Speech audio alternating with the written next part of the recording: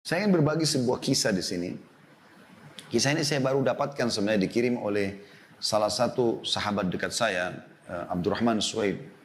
Hafidhahullah, beliau salah satu teman yang tinggal di kota Jeddah. Dan sering kali kami tukar-tukaran, kadang-kadang dia kirim beberapa cuplikan. Walaupun dia bukan seorang alim, dia adalah seorang pengusaha gitu kan. Tapi sering kali kami ngobrol dan segala macam. Dia sempat mengirimkan kepada saya sebuah kisah mungkin sekitar 2-3 hari yang lalu. Saya sempat terenyuh mendengar kisah itu. Cuplikan seorang hakim di salah satu pengadilan di Saudi yang menghadapi kasus yang menurut dia kasus yang paling unik gitu. Apa ceritanya?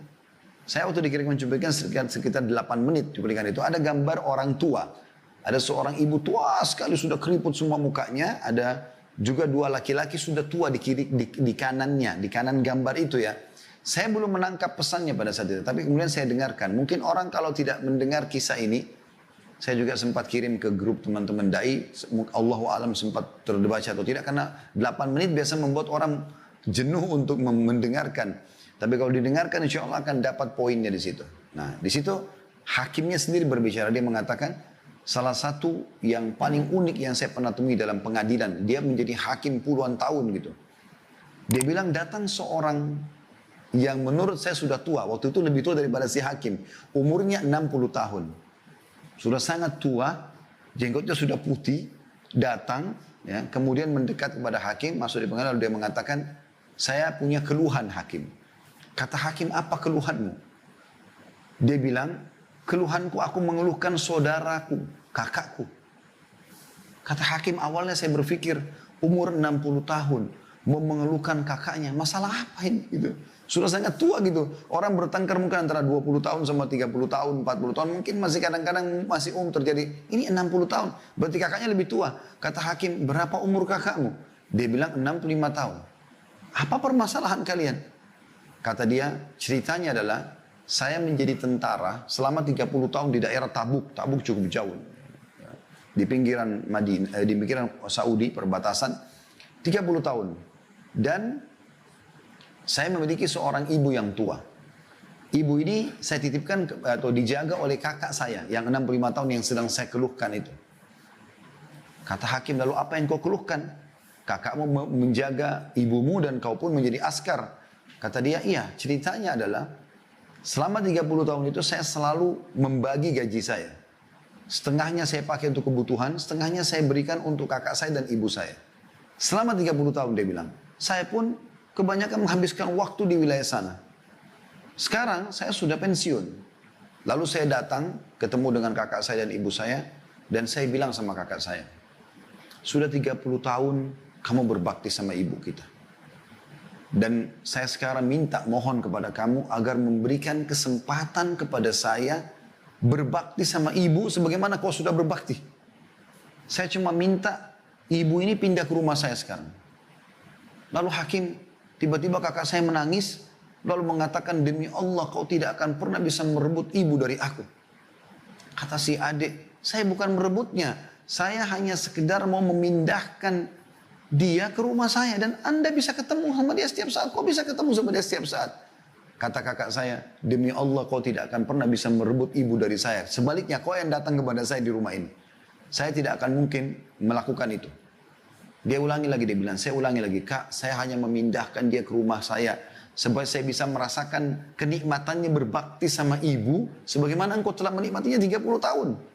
Kata kakak saya, kau sudah mendapatkan pahala kami. 30 tahun kau mengirimkan setengah gajimu. Maka sekarang biarkan ibu sama saya. Jadi subhanallah kata hakimnya, selama ini orang bertengkar antara saudara memperebutkan warisan, memperebutkan kedudukan, atau apalah. Ini memperebutkan di umur 60 sama 65 tahun, siapa yang lebih bisa merawat ibunya. Itu luar biasa gitu. Hakim ini menceritakan sambil meneteskan air mata, di suaranya itu kayak agak paruh gitu. Lalu dia bilang, saya pun mengatakan sama dia, baik, coba panggil kakakmu sama ibumu ke pengadilan. Kata dia, baiklah. Dipanggil lah dia bilang. Terjadi kejadian yang luar biasa, dia bilang sampai satu pengadilan meneteskan air mata gara-gara kisah mereka. Dia bilang pada saat masuk, dia bilang, demi Allah, saya belum pernah melihat ada anak berbakti seperti kedua orang ini.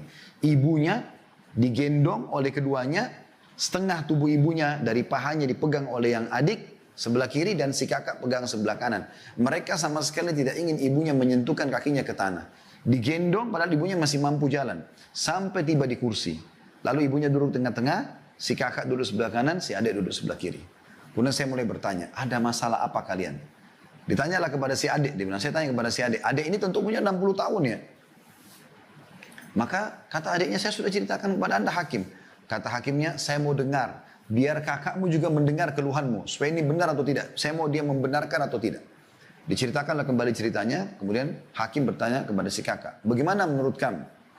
Kata si kakak, benar apa yang dikatakan oleh dia. Dia membantu kami 30 tahun. Dan ibu adalah tinggal bersama dengan saya. Namun demi Allah wahai hakim. Saya tidak akan pernah melepaskan ibu saya untuk tinggal sama dia. Dia boleh datang silakan. Tapi saya tidak mau kehilangan peluang ini. Gitu kan. Dan saya sudah membahasakan kepada adik saya, demi Allah kau hanya bisa memindahkan ibu ke rumahmu kalau melalui pintu mahkamah, pengadilan. Oleh karena itu dia datang kepada anda. Kata hakim, saya belum pernah menghadapi masalah seperti ini. Bagaimana memecahkan masalah antara dua anak yang beributkan ibunya. Lalu saya balik kepada ibunya yang saya mengatakan, ibu, tengahi di antara mereka. Kata ibunya, saya nggak bisa wahai anakku. Dia bilang kepada hakim anak, karena ibunya juga sudah tua. 80 tahun lebih malah umur ibunya. Yang ini ditunjuk si kakak, mata sebelah kanan saya. Yang ini si adik, mata sebelah kiri saya. Dua-duanya ini berbakti sama saya. Saya tidak tahu harus menengahi mereka bagaimana. Maka saya pun berkata kepada si kakak, kalau saya melihat kasusnya, seharusnya memang adikmu punya hak. Dan kau bisa datang ke rumahnya. Dia punya hak untuk dibagi waktu sekarang.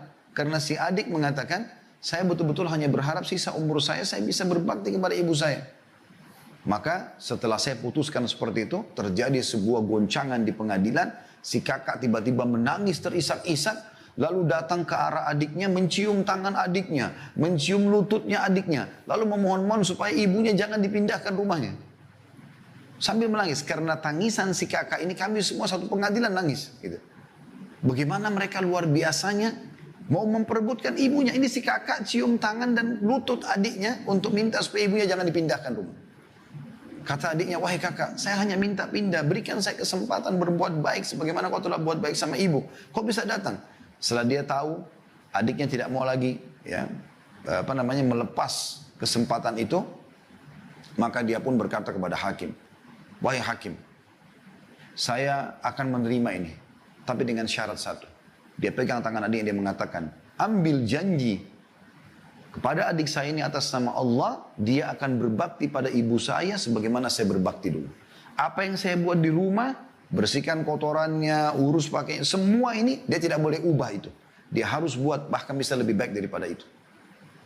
Maka si adik pun berjanji, akhirnya pengadilan ditutup. Dan kata hakimnya, pada saat mereka keluar dari pengadilan, dua-duanya menggendong ibunya, ya, membagi dua tubuh ibunya, setengah yang pegang satu, yang satu lagi pegang sampai mereka keluar. Dan ini sebuah kisah yang luar biasa. Di zaman kita sekarang di mana banyaknya kedurhakaan pada orang tua, justru ada orang-orang yang seperti ini masih dalam fitrahnya. Di umur tua pun mereka tidak mau sia-siakan masalah itu. Ini luar biasa teman-teman sekalian.